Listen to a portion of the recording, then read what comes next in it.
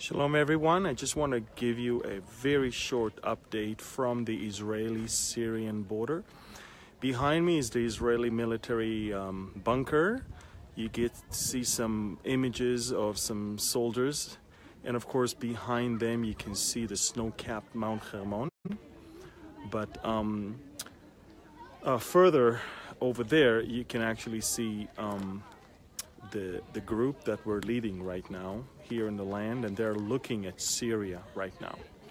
But the thing that I wanted to report on, it's going to be a very short one, is that on the Arab media, in at least one Lebanese newspaper, it was reported yesterday that as far as the Hamas is concerned, Hamas in Gaza, they predict that there will be a war with Israel within a few days. In fact, the Israeli military started a drill a couple days ago. In fact, my son is part of that drill in the southern part of Israel, part of the routine military activity.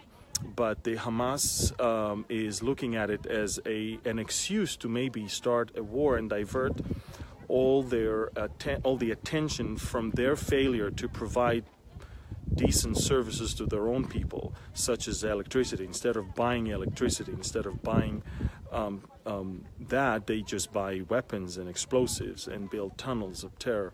And so the fear is that they might attempt to basically use the money that Iran lately sent them and literally pointed it against Israel to just start something to divert the attention from them. But the other thing that I want to show you is, right behind me is Lebanon, further away. And what I want you to know is that in Lebanon, we have another situation right now.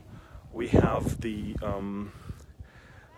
Israelis warning the Lebanese. As of yesterday, we warned the Lebanese that we will bring Beirut down to ashes if rockets are going to fly from there to Israel. We will not even be tolerant anymore. We will not be sensitive nor gentle in the next military confrontation. And the reason why we say that is Iran is plotting something. And when Iran is sending rockets and missiles to Gaza and to Lebanon, is so that will get our attention and divert our attention from their shenanigans in Syria. And we are not buying that, of course. Our eyes are on Damascus, and we're not going to allow the Iranians to divert them from it. The Israeli Prime Minister made it very clear to the Russian President a few days ago that Israel will not tolerate any Iranian presence, any entrenchment of Iranian soldiers in Syria, nor any weapon factories in Lebanon that will be precise. And that will, of course, break the Israeli advantage that we have in this region. So basically, what we have is a very tense situation. Last thing I want to say is that the media has a lot, I would say, a lot of interest in confusing people and also in painting the wrong people the right way and the right people the wrong way. I'll be very, very careful to quote neither American nor Israeli newspapers when it comes to Benjamin Netanyahu, President Donald Trump, Vladimir Putin, and others. It has to be very, very clear that none of the people around here understand that they're playing a significant role in Bible prophecy.